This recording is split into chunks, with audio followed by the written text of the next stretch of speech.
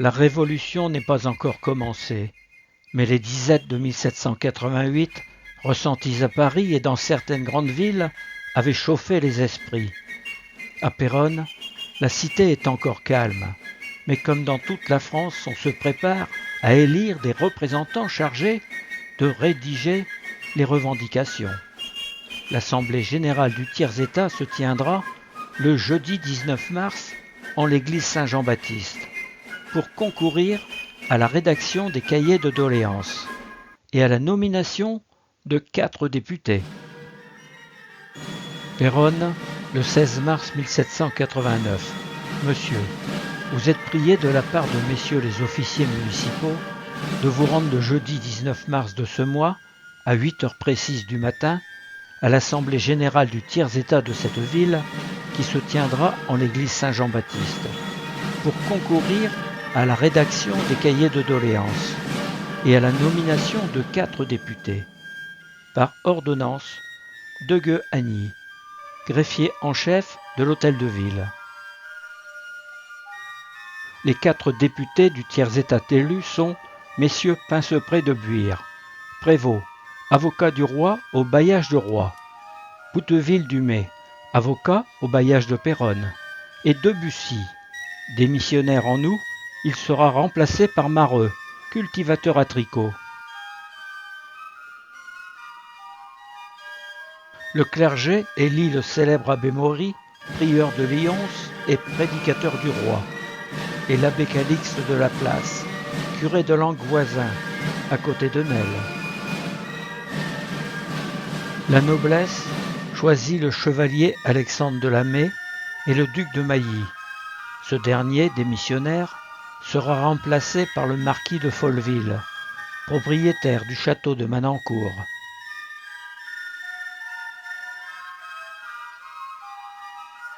Les 8 députés du gouvernement de Péronne, bailliage de Péronne, Roye, Montdidier, sont bien présents à Versailles le jour de l'ouverture des États généraux le 5 mai 1789.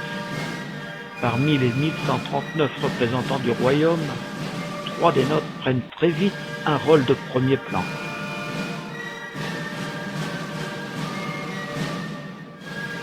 Louis Guillain de Bouteville-du-Mai, 1746-1821, fut organisateur qu'orateur et l'un des secrétaires de l'Assemblée, fut président de séance en 1790. Après la bataille de Jemmapes du 6 novembre 1792, il prend la charge d'administrateur des États Belgiques unis, dépendant grandement de la République française. Suite à la bataille de Fleurus, 26 juin 1794, qui confirme l'annexion du territoire belge, il est nommé en 1795 à la commission appelée à rédiger le Code Napoléon dans ses 3 départements, Ourthe, Meuse-Inférieure et Sambre-et-Meuse. Il préférera démissionner plutôt que d'imposer de force ses lois. Sous le consulat, il est commissaire auprès du tribunal de cassation, juge à la cour d'appel d'Amiens, puis président de cette même cour. En 1800, il est député de la Somme, au Conseil des Anciens, puis au Conseil des 500. Le chevalier Alexandre Théodore Victor de la May, 1760-1829, jeune noble ayant participé avec ses 2 frères à la guerre d'indépendance des États-Unis, en rapporte des idées nouvelles de liberté.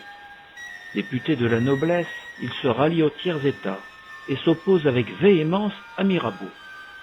Lors de la nuit du 4 août 1789, il est l'un des promoteurs de l'abolition des privilèges. Après Varennes, il passe à l'ennemi avec Lafayette et fait prisonnier avec lui, dans la même prison. Libéré après 3 ans, il rentre en France puis émigre de nouveau en Angleterre.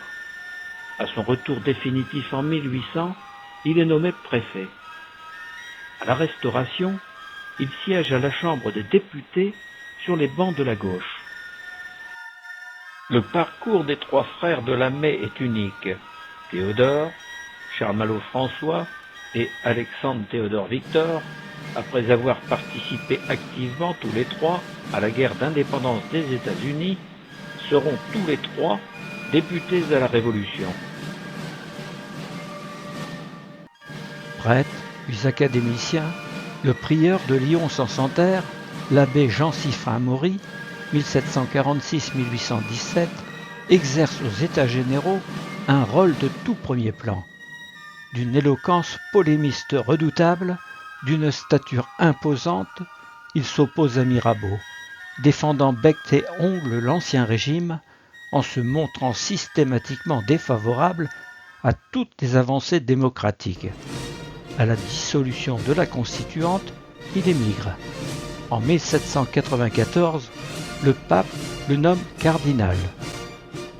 Sous l'Empire, il devient sénateur en 1806.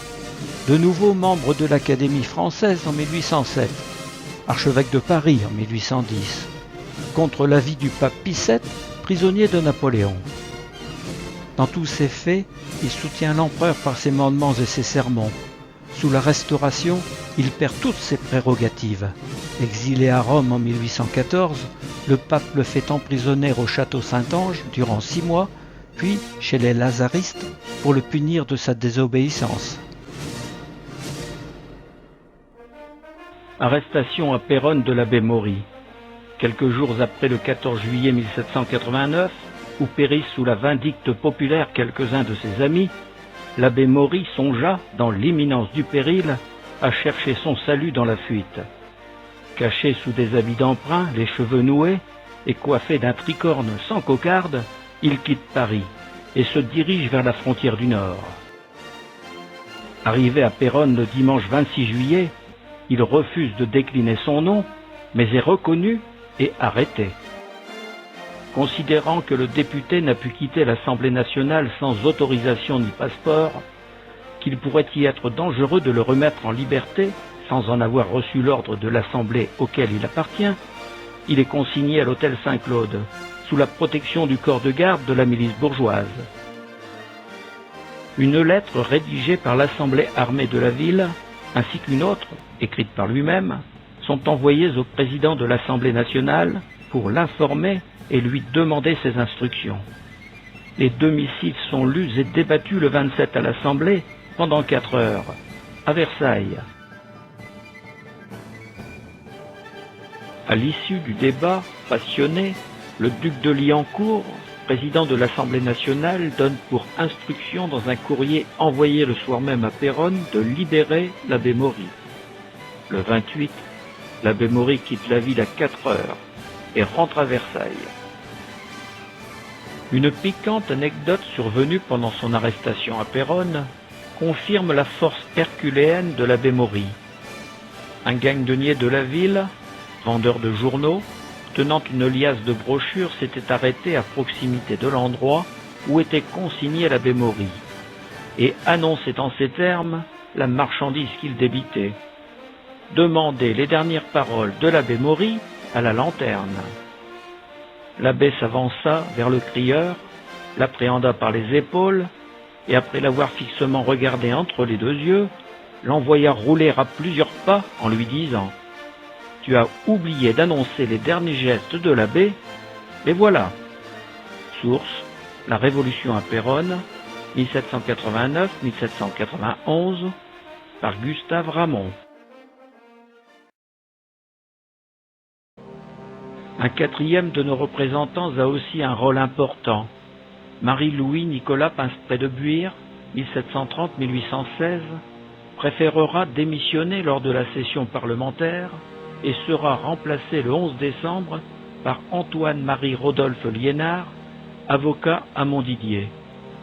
Retiré sur ses terres de Buire-Courcelles, féru d'agriculture, il est fier de présenter aux connaisseurs ses trèfles incarnats provenant du sud-ouest et qui valorisent ses jachères. On le retrouve comme premier président du Conseil général de la Somme en 1800. En effet, historiquement, c'est la loi du 22 décembre 1789 qui prescrit, pour la première fois, la création dans chaque département d'une assemblée composée de 36 membres élus, le Conseil de département, supprimé par la loi du 14 primaire de l'an 2, 4 décembre 1793, le Conseil de département sera rétabli le 17 février 1800, sous le nom de Conseil général. La porte de Paris à Péronne, selon Louis Brion de la Tour, au moment de la Révolution. Illustration de voyage, les 102 départements de France, 1792-1802. Le 14 juillet 1793 fut proclamée à Péronne avec une grande solennité sur l'autel de la patrie la Constitution républicaine de 93, élaborée et votée par la Convention le 24 juin, et précédée de la Déclaration des droits de l'homme et du citoyen. C'est le 10 août de la même année, à la fête de l'unité et de l'indivisibilité de la République, que le procureur du district a livré aux flammes les parchemins et titres de noblesse de plusieurs familles de Péronne, et un vieux livre de blasons, pour se conformer aux 2 décrets antérieurs.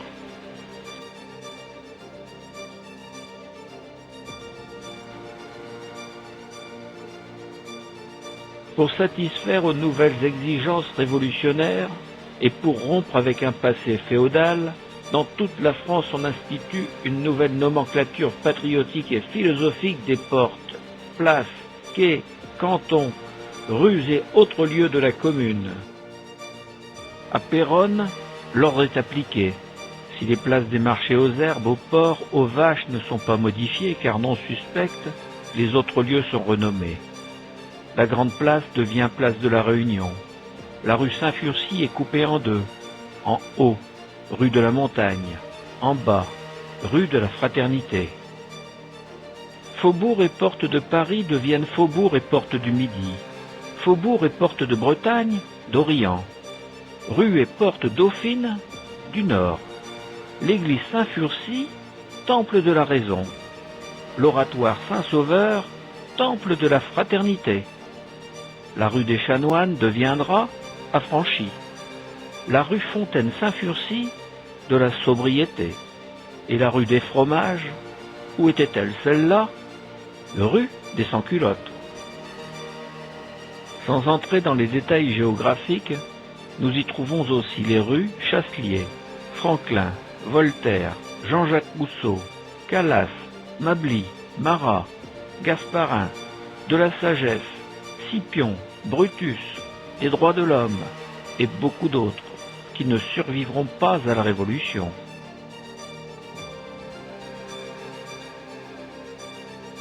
Compte tenu de la raréfaction grandissante du numéraire, et afin d'honorer ses dépenses courantes, le 29 janvier 1792, le Conseil de commune décide l'émission d'assignats de Péronne. Ces billets de 3 et 5 sols sont échangeables, avec la garantie de la commune.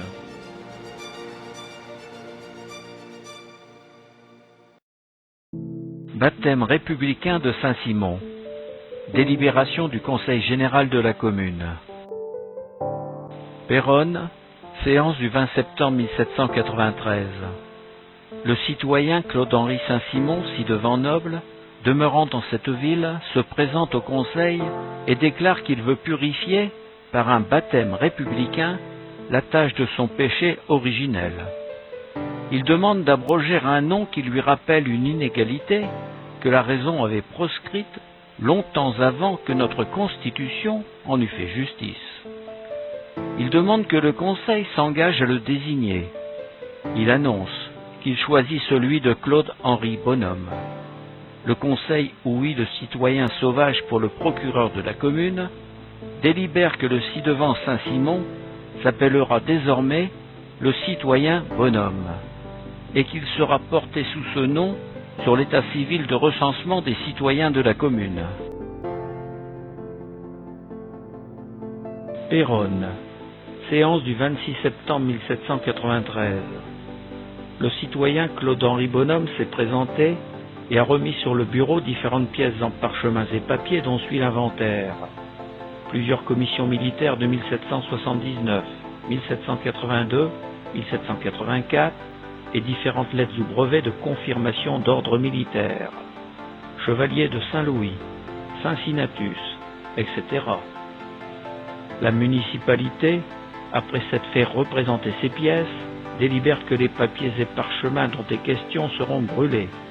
ce qui a été fait à l'instant, et que la croix de Cincinnatus et les vestiges des deux autres croix demeureront déposés au greffe. Ouvrage de Gustave Ramon, La Révolution à Péronne, 1789-1804. Désargenté avant la Révolution et revenant se réfugier sur ses terres picardes, il deviendra un riche entrepreneur en spéculant sur les biens nationaux, biens confisqués de l'Église. Après la Révolution, il reprendra sa particule. Il bâtit alors une philosophie prônant le progrès de l'humanité par les sciences. Entouré de personnalités émergentes, mathématiciens, médecins, philosophes, etc., ses réflexions le conduiront au nouveau christianisme, religion rationaliste et laïque. Auteur du catéchisme des industriels, prophète du saint-simonisme, il nourrit un mouvement idéologique qui le vénère et s'aimant ses conceptions présocialistes. Ce dessin représente les moines de Ménilmontant, regroupés autour du Père Enfantin, prônant à leur manière le saint-simonisme. Veste boutonnée dans le dos pour s'obliger à l'entraide, cet épisode poussé aux excès ridiculisera le mouvement et précipitera son éclatement. Il sera plus tard aussi à l'origine d'un renouvellement de la pensée et de l'action économique dans la France du Second Empire et de la Troisième République.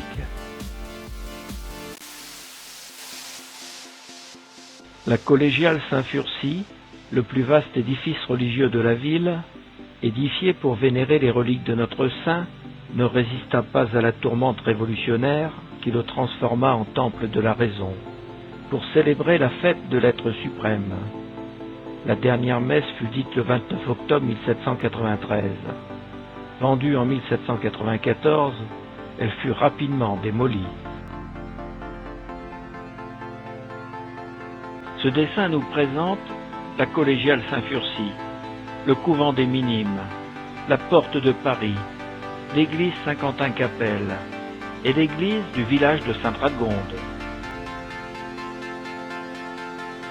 À la Révolution, la collégiale est détruite, tout ce qu'elle contenait est saccagé. Les reliquaires de Saint-Furcy sont profanés et vendus. Les ossements sans valeur marchande gisent sur le sol.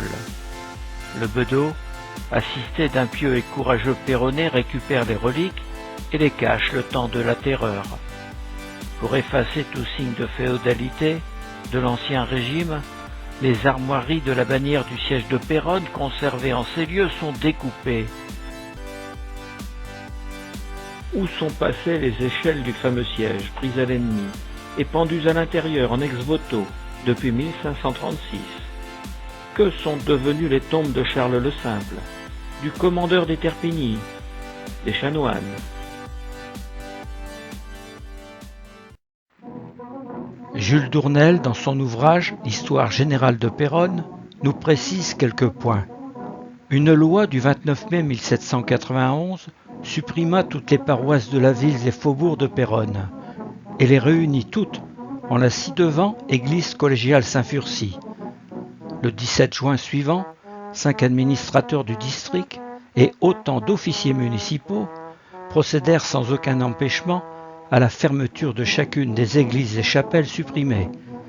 Et le dimanche 19 juin, M. l'abbé Croiset, ci-devant curé Notre-Dame de Bretagne, fut installé curé de l'église paroissiale de Saint-Furcy, après avoir de nouveau prêté le serment constitutionnel.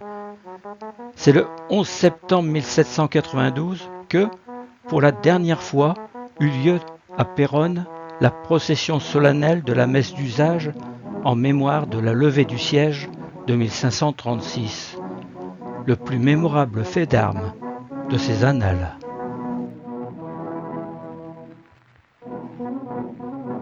Une seule église, celle de Saint-Jean, resta debout, et encore servit-elle alternativement d'écurie et de magasin. Ce n'est qu'à l'époque du consulat qu'elle fut rendue à sa première destination. Péronne souffrit peu des troubles révolutionnaires et des massacres qui s'ensuivirent, tandis que la guillotine était en permanence dans les villes voisines. Elle était comparativement tranquille et se tenait en dehors de ses fureurs intestines. Jules Dournel ajoute encore qu'un seul Péronnet périt sur l'échafaud. Martel, essais historiques et chronologiques sur la ville de Péronne, indique que ce fut M. Deveau, qui n'eut d'autre tort que celui d'être riche. M. de Haussy de Robécourt, maire de Péronne, malgré ses preuves de civisme, fut, avec une soixantaine de personnes, par mesure de sûreté générale, envoyé quelque temps à la prison de la Providence d'Amiens.